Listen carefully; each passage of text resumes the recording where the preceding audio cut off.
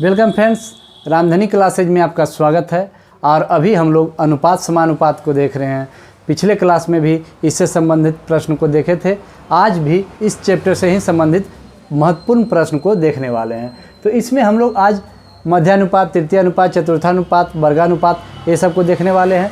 तो इसमें सबसे पहले हम लोग देखेंगे 6 तथा 54 के बीच मध्यानुपाती क्या है। बस यही क्वेश्चन है। तो इसका एक सूत्र होता है, मध्यानुपाती जैसे ही पूछे तो इसका अंडर रूट ए और बी, बस ए और B, under root A B, इतना याद रखना है। तो ए का मान मान लेते हैं इसको ए या इसको बी, बस इतना ही करना है। तो रूट अंडर कर दीजिए और उसके बाद 6 और बीच में कुछ नहीं रहता है तो क्या रहता है, गुना, और उसके बाद गुना 54 कर दीजिए और उसके बाद इसको वर्गमूल से बाहर निकाल दीजिए, आपका आंसर आ जाएगा। तो वर्गमूल से निकालने के लिए इसको 6 और उसके बाद 6 नमा 54, 9, यानी कि 2 6 है तो एक 6 बाहर होगा, है ना। और उसके बाद 3 तिया के 9 और यही 6 तिया के 18 हम लोग का आंसर हो जाएगा।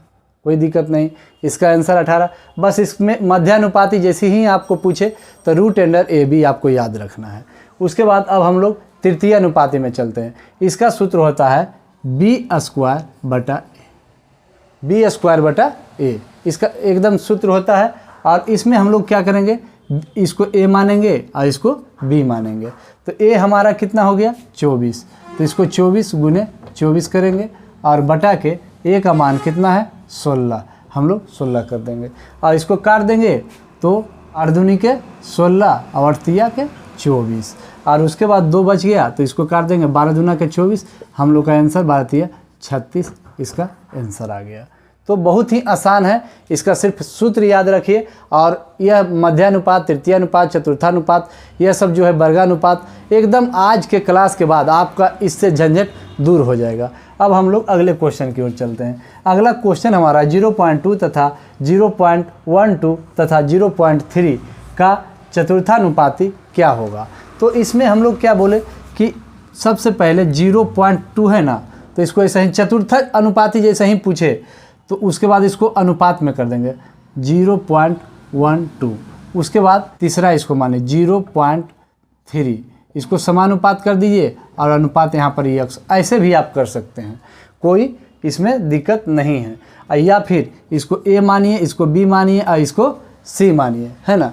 इसको ए और बी और सी, और यहाँ पर बी गुने सी बटा ए भी कर सकते हैं, यहाँ से भी आपको आंसर निकल जाएगा। चतुर्थानुपाती जैसे ही कहे तो बी गुने सी बटा ए, दोनों एंगल आपको बता रहे हैं, जो आपको समझ में आए वैसे आप काम कर सकते हैं। तो यहाँ पे 0.2 है, अनुपात का मतलब बटा होता है, तो 0.12 है ना, 12, और उसके बाद समानुपात का मतलब बराबर, 0.3 है तो 3, और उसके बाद यहाँ पे यक्स है अनुपात में तो बटा में यक्स। अब आप ये पॉइंट से पॉइंट काट दीजिएगा, बराबर के उधर है तो दोनों कट गया, है ना। उसके बाद यक्स को 2 से गुना करेंगे तो कितना आएगा 2x, है ना। और उसके बाद फिर 3 को गुना करेंगे 0.12 से तो यहाँ पे कितना आ जाएगा 12 तिया 36, कितना आएगा 0.36, 12 तिया के 36, अब 2 अंक के बाद पॉइंट है तो 2 अंक के बाद पॉइंट बैठा दिए।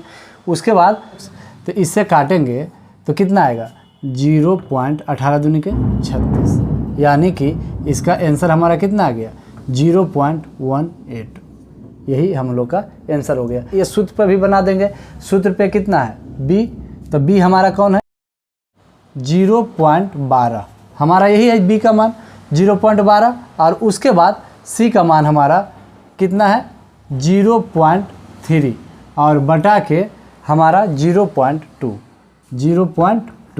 अब ऊपर में पॉइंट की संख्या कितना अंक के बाद है, 1 अंक के बाद इसमें और 2 अंक के बाद इसमें, यानी कि 1 पर 3 जीरो कर सकते हैं इसको पॉइंट हटाने के लिए। उसके बाद ये पॉइंट हट जाएगा और नीचे में कितना है 1 अंक के बाद पॉइंट है तो इसको हटाने के लिए ऊपर में 10 से गुना करेंगे, एकदम सिंपल लैंग्वेज में हम लोग समझेंगे। उसके बाद ये 0 से 0 कट गया, है ना। और उसके बाद इसको काटेंगे तो 6 दूनी के 12, अब इसको गुना करेंगे तो 6 तिया के कितना हो जाएगा 18, और उसके बाद नीचे में 100 बचा हुआ है तो 100 को हटाने के लिए यहाँ पर 2 अंक के बाद पॉइंट बैठा देंगे, यानी कि इसके पहले कुछ नहीं, पॉइंट के पहले रहता था 0.18 आपका आंसर आएगा। यह आपका सूत्र है, इसको भी याद रखिए, चाहे ऐसे बनाइए। अब हम लोग अगले क्वेश्चन की ओर चलते हैं। तो 16 और 4 का वर्गमूलानुपात क्या होगा? इसका भी सूत्र है, क्या है? तो इसमें √a अनुपात √b कर लेना है। क्या? पहला को a मानना है, दूसरा को b मानना है।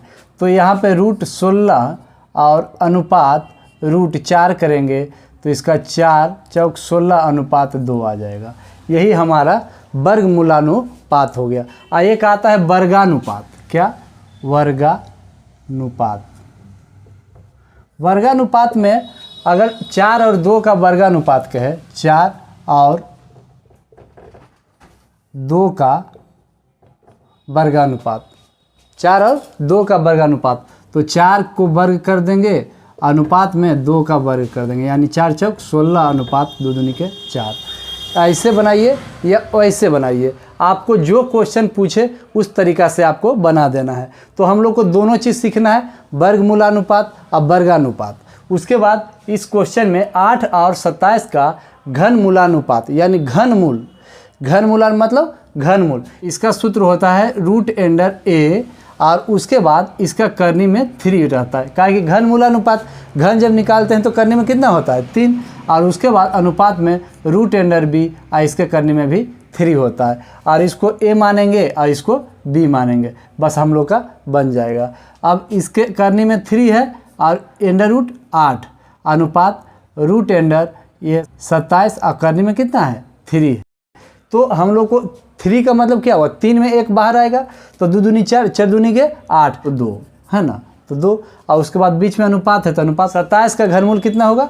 3, तो इसको 3 लिख देंगे, बस हमारा 2 अनुपात 3 आंसर आ गया। और यदि 2 और 3 का 2 अनुपात 3 का घनानुपात पूछ दे, क्या? घनानुपात। घनानुपात, तो 2 और 3 का घनानुपात क्या होगा? इसके ऊपर घन लगा देंगे q, है ना, 2 पर पावर q, और अनुपात 3 पर पावर q, या ये हमारा आंसर आ जाएगा। 2 दूनी के 4, 4 दूनी के 8 अनुपात 3 तिया के 9 तिया के 27, ये मेरा आंसर हो जाएगा। अगर क्वेश्चन आपको 2 अनुपात 3 दे दे, 5 अनुपात 7 दे दे, कुछ भी दे दे, तो उसमें घन के रूप में q लगा देंगे दोनों को, और वही मेरा आंसर निकल जाएगा। तो सिर्फ यह क्वेश्चन समझने का है, और उसके बाद एक बार जब आप समझ जाइएगा तो दोबारा इसको पढ़ने का ज़रूरत नहीं है, बस समझना है इसको।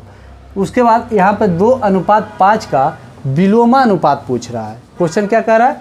2 अनुपात 5 का विलोमानुपात क्या होगा? तो विलोमा का मतलब, विलोम का मतलब क्या होता है? उल्टा। तो यहाँ पे हमको क्या दिया हुआ? 2 अनुपात 5, तो इसको हम लोग 5 अनुपात 2 लिख देंगे, और यही हम लोग का आंसर आ जाएगा। बस इसमें कुछ नहीं करना है, ये सब जब क्वेश्चन आता है तो देखने के साथ 4 से 5 सेकंड के अंदर बना देना है, इसमें समय नहीं लगाना है। अब हम लोग अगले क्वेश्चन की ओर चलते हैं। तो अगला क्वेश्चन हमारा है 2 अनुपात 3, 3 अनुपात 4 तथा 2 अनुपात 5 का मिश्रित अनुपात क्या होगा?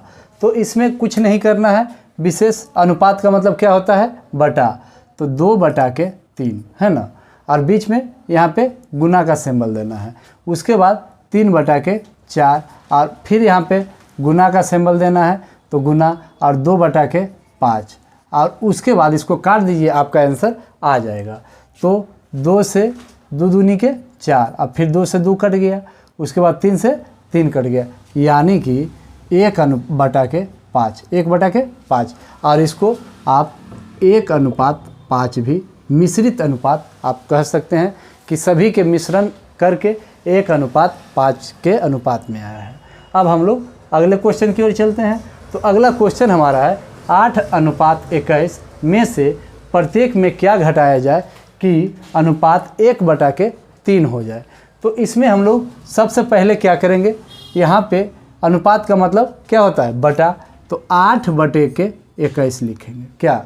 8/21। अब प्रत्येक में से क्या घटाया जाए? मान लेते हैं इसमें भी x घटा देते हैं, इसमें भी x घटा देते हैं, है ना। और उसके बाद इसका अनुपात कितना आ जाता है? 1/3।